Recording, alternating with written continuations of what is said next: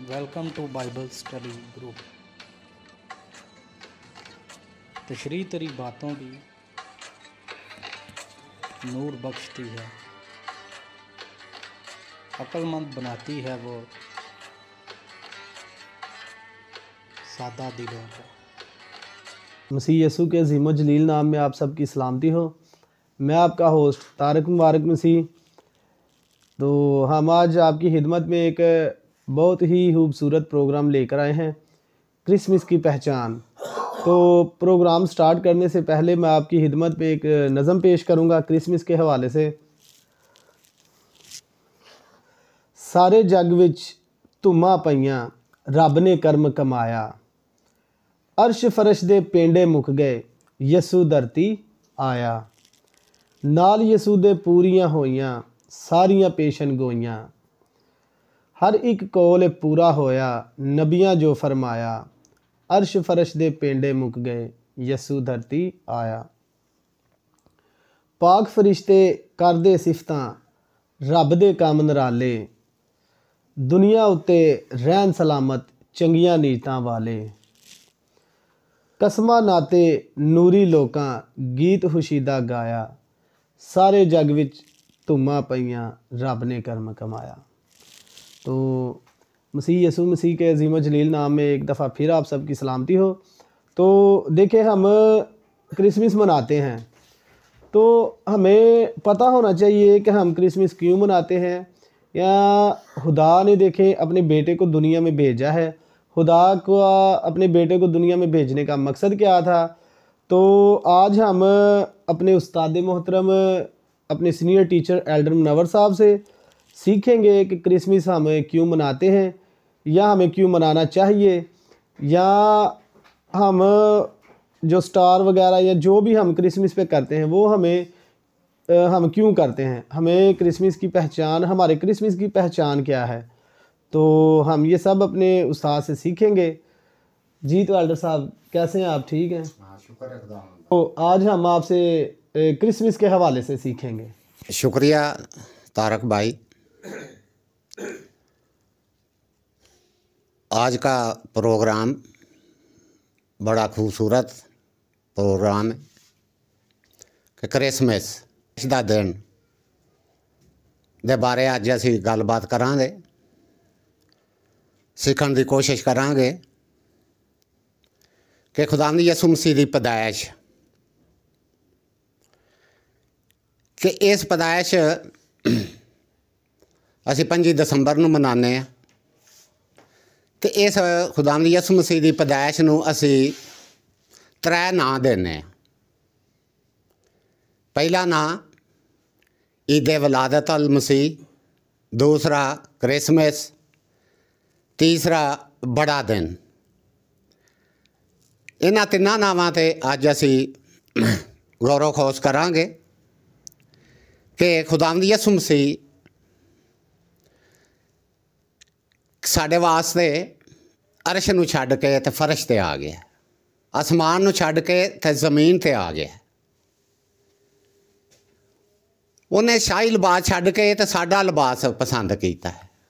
वो मालक सी ते वो गुलाम बन गया, ताकि जिहड़े गुलाम ने उन्होंने आज़ाद फरजंदों का जिहड़ा रुतबा वो दिया है। इस वास्ते कि क्रिसमस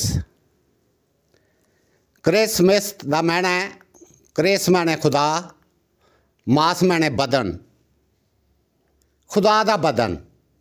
क्योंकि यसू मसीह ने अंजील मुकद्दस दे विच बयान दिता है कि मैं खुदा में से निकला और इस दुनिया में आया हूँ।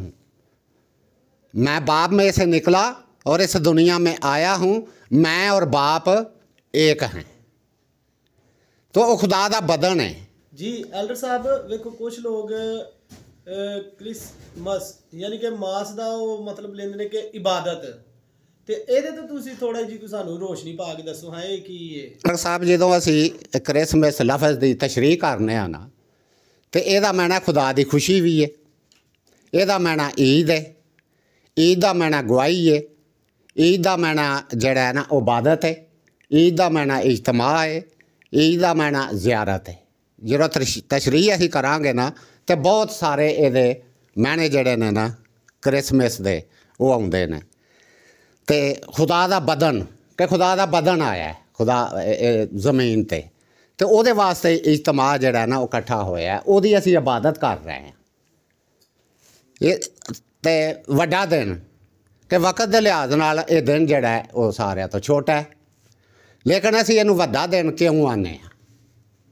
ਵੱਡਾ ਦਿਨ ਅਸੀਂ ਇਹਨੂੰ ਇਸ ਵਾਸਤੇ ਆਨੇ ਹਾਂ ਕਿ ਇਸ ਦਿਨ ਜਿਹੜਾ ਪੈਦਾ ਹੋਇਆ ਹੈ ਉਹ ਬੜਾ ਵੱਡਾ ਪੈਦਾ ਹੋਇਆ ਹੈ, ਵੱਡੇ ਨਾਂ ਵਾਲਾ ਪੈਦਾ ਹੋਇਆ ਹੈ। ਕਿ ਕਲਾਮ 'ਚ ਲਿਖਿਆ ਹੈ ਕਿ ਯਸੂ ਜੈਸਾ ਨਾਮ ਬਖਸ਼ਾ ਨਹੀਂ ਕਿਸੇ ਔਰ ਕੋ, ਕਿ ਯਸੂ ਜਿਹੜਾ ਨਾਂ ਹੈ ਇਹ ਉਹ ਵੱਡਾ ਹੈ, ਵੱਡੇ ਕੰਮਾਂ ਵਾਲਾ ਪੈਦਾ ਹੋਇਆ ਹੈ, ਕਿ ਜਿਹਨੇ ਬੜੇ ਬੜੇ ਨਾ ਵੱਡੇ ਕੰਮ ਕੀਤੇ ਨੇ ਕਿ ਜਿਹੜਾ ਹੋਰ ਕੋਈ ਨਹੀਂ ਕਰ ਸਕਦਾ। ਕਿ ਮੁਰਦੇ ਜ਼ਿੰਦਾ ਕੀਤੇ ਨੇ, ਲੰਗੜੇ ਚਲਾਏ ਨੇ, ਅੰਨਿਆਂ ਨੂੰ ਅੱਖਾਂ ਦਿੱਤੀਆਂ ਨੇ, ਬੜੇ ਵੱਡੇ ਵੱਡੇ ਕੰਮ ਉੱਥੇ ਕੀਤੇ ਨੇ ਅਤੇ ਵੱਡੇ ਕੰਮਾਂ ਵਾਲਾ ਪੈਦਾ ਹੋਇਆ ਹੈ। ਅਤੇ ਇਸ ਵਾਸਤੇ ਇਹਨੂੰ ਅਸੀਂ ਵੱਡਾ ਦਿਨ ਆਉਂਦੇ ਹਾਂ।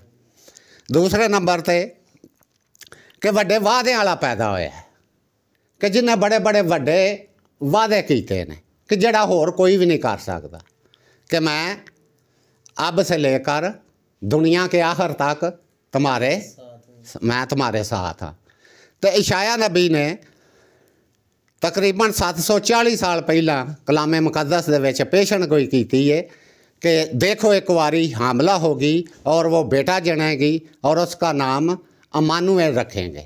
इमानुएल यानी खुदा तुम्हारे साथ है।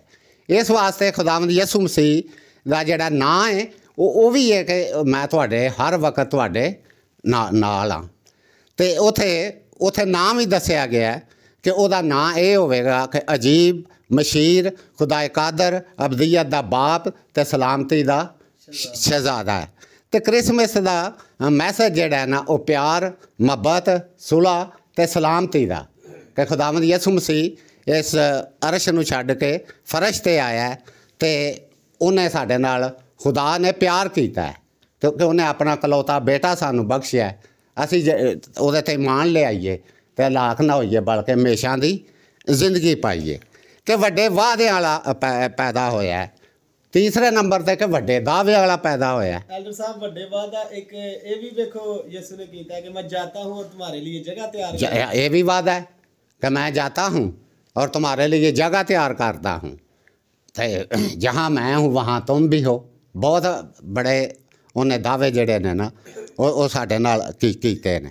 उस तो बाद तीसरा नंबर जड़ा है वो वड्डे इख्तियारां वाला कि जिन्हों बड़े वड्डे वड्डे इख्तियारां वाला अज पैदा होया है। इस आस्ते असीं इस दिन नूं मनाने आ कि वड्डा दिन तां असीं आने आ कि जिन्हों बड़े बड़े वड्डे इख्तियार ने कि खुदावंद यसू मसीह ने आख्या कि समान ते ज़मीन दा सारा इख्तियार जड़ा है वो मैनूं दिता गया।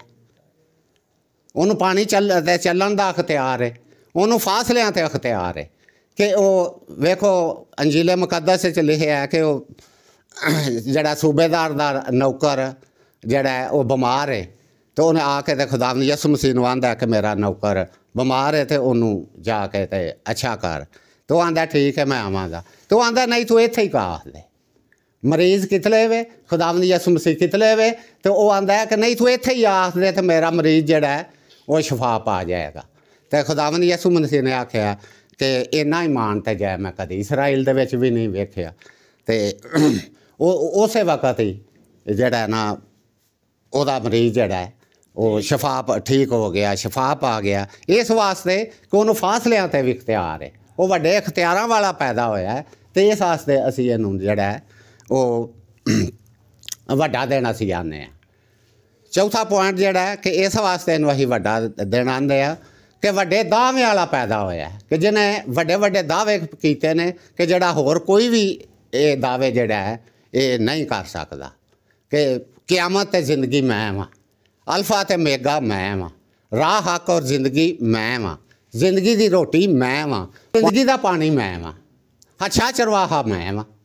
बहुत सारे उन्हें जड़े ने ना दावे कर छड़े ने जिवें कि कोई मेरे बगैर बाप के पास नहीं जा सकता हैं।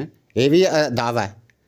ਇਸ ਵਾਸਤੇ ਕਿ ਅਸੀਂ ਇਹਨੂੰ ਵੱਡਾ ਦਿਨ ਅਸੀਂ ਤਾਂ ਆਨੇ ਆ ਕਿ ਵੱਡਾ ਦਿਨ ਹੈ ਕਿ ਵੱਡੇ ਨਾਂ ਵਾਲਾ ਪੈਦਾ ਹੋਇਆ, ਵੱਡੇ ਕੰਮਾਂ ਵਾਲਾ ਪੈਦਾ ਹੋਇਆ, ਵੱਡੇ ਵਾਅਦੇ ਵਾਲਾ ਪੈਦਾ ਹੁੰਦਾ ਹੈ, ਵੱਡੇ ਦਾਅਵੇ ਵਾਲਾ ਪੈਦਾ ਹੋਇਆ ਅਤੇ ਵੱਡੇ ਇਖਤਿਆਰਾਂ ਵਾਲਾ ਪੈਦਾ ਹੋਇਆ।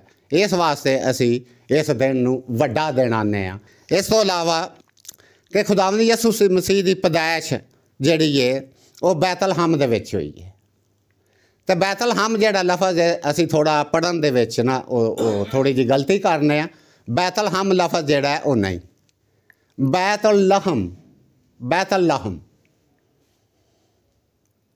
ਲਫ਼ਜ਼ ਜਿਹੜਾ ਬੈਤਲਹਮ। ਅਤੇ ਅਗਰ ਇਹਦਾ ਅਸੀਂ ਵੱਖਰਾ ਵੱਖਰਾ ਮੈਣਾ ਕੱਢਾਂਗੇ ਤਾਂ ਬੈਤ ਦਾ ਮੈਣਾ ਘਰ ਹੈ ਅਤੇ ਲਹਮ ਦਾ ਮੈਣਾ ਗੋਸ਼ਤ ਹੈ। ਅਰਬੀ ਦੇ ਵਿੱਚ ਲਹਮ ਨੂੰ ਗੋਸ਼ਤ ਆਉਂਦੇ ਨੇ ਅਤੇ ਰੋਟੀ ਦਾ ਘਰ ਵੀ ਹੈ ਅਤੇ ਗੋਸ਼ਤ ਦੇ ਵਿੱਚ ਵੀ ਰੋਟੀ ਦੇ ਵਿੱਚ ਗੋਸ਼ਤ ਵੀ ਆ ਜਾਂਦਾ ਹੈ।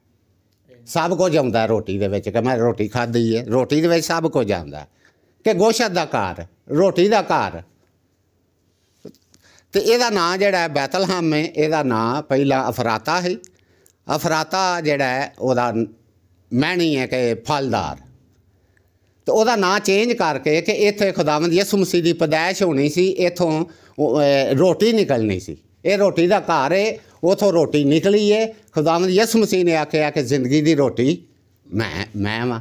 ਇਸ ਵਾਸਤੇ ਇਹਦਾ ਨਾਂ ਜਿਹੜਾ ਹੈ ਉਹ ਬੈਤਲਹਮ ਜਿਹੜਾ ਹੈ ਉਹ ਰੱਖਿਆ ਗਿਆ।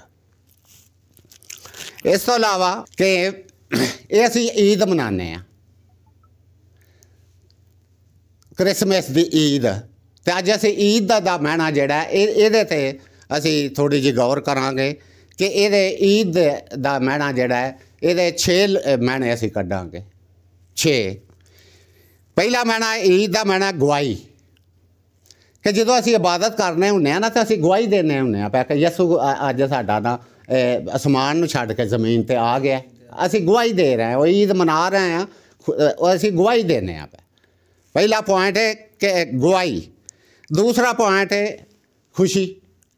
ਤੀਸਰਾ ਪੁਆਇੰਟ ਜਿਹੜਾ ਹੈ ਉਹ ਵੇ ਇਜਤਮਾ, ਕਿਸ ਵਾਸਤੇ ਅਸੀਂ ਇਕੱਠੇ ਹੋਏ ਹਾਂ। ਚੌਥਾ ਪੁਆਇੰਟ ਹੈ ਹੱਜ, ਅਸੀਂ ਹੱਜ ਕਰਨ ਆਉਂਦੇ ਹਾਂ। ਜਦੋਂ ਈਦ ਮਨਾਉਂਦੇ ਹਾਂ, ਇਬਾਦਤ ਕਰਨੇ ਹਾਂ ਤਾਂ ਉਹ ਹੱਜ ਹੁੰਦਾ ਹੈ। ਚੌਥਾ ਜਿਹੜਾ ਪੁਆਇੰਟ ਹੈ ਉਹ ਹੱਜ ਹੈ। ਪੰਜਵਾਂ ਪੁਆਇੰਟ ਜਿਹੜਾ ਉਹ ਨਾਚ ਹੈ। ਅਤੇ ਛੇਵਾਂ ਜਿਹੜਾ ਉਹ ਜ਼ਿਆਰਤ ਹੈ ਕਿ ਅਸੀਂ ਜ਼ਿਆਰਤ ਕਰਕੇ ਆਏ ਹਾਂ। ਇਹ ਵੇ ਈਦ ਦਾ ਮੈਣਾ ਅਤੇ 6 ਮੈਣੇ ਨੇ ਇਸ ਈਦ ਦੇ, ਜਿਹਦੇ ਵਿੱਚੋਂ ਤਾਰਕ ਬਾਈ ਕਿ ਇਸ ਵਾਸਤੇ ਅਸੀਂ ਇਸ ਦਿਨ ਨੂੰ ਵੱਡਾ ਦਿਨ ਆਉਂਦੇ ਹਾਂ ਕਿ ਇਸ ਵੱਡੇ ਵੱਡੇ ਕੰਮਾਂ ਵਾਲਾ ਜਿਹੜਾ ਨਾ ਉਹ ਪੈਦਾ ਹੋਇਆ ਕਿ ਜਿਨ੍ਹਾਂ ਨੂੰ ਬਿਮਾਰੀਆਂ 'ਤੇ ਵੀ ਇਖਤਿਆਰ ਹੈ, ਜਿਹਨੇ 18 ਸਾਲ ਦੇ 38 ਸਾਲ ਦੇ ਜਿਹੜੇ ਮਰੀਜ਼ ਨੇ ਉਹਨਾਂ ਨੂੰ ਜਿਹੜਾ ਨਾ ਠੀਕ ਕਰ ਛੱਡਿਆ। ਇਸ ਵਾਸਤੇ ਅਸੀਂ ਇਹਨੂੰ ਵੱਡਾ ਦਿਨ ਆਉਂਦੇ ਹਾਂ। ਅਤੇ ਵੱਡੇ ਦਿਨ ਦਾ ਮੈਸੇਜ ਜਿਹੜਾ ਹੈ, ਪੈਗਾਮ ਜਿਹੜਾ ਹੈ ਉਹ ਸੁਲ੍ਹਾ ਅਤੇ ਸਲਾਮਤੀ ਦਾ ਕਿ ਸਾਨੂੰ ਇੱਕ ਦੂਸਰੇ ਦੇ ਨਾਲ ਜਿਹੜੀ ਹੈ ਨਾ ਪਿਆਰ, ਮੁਹੱਬਤ, ਸੁਲ੍ਹਾ ਅਤੇ ਸਲਾਮਤੀ ਦੇ ਨਾਲ ਪੇਸ਼ ਆਉਣਾ ਚਾਹੀਦਾ। ਸਾਨੂੰ ਵੱਡਾ ਦਿਨ ਰਲ ਕੇ ਮਨਾਉਣਾ ਚਾਹੀਦਾ ਹੈ।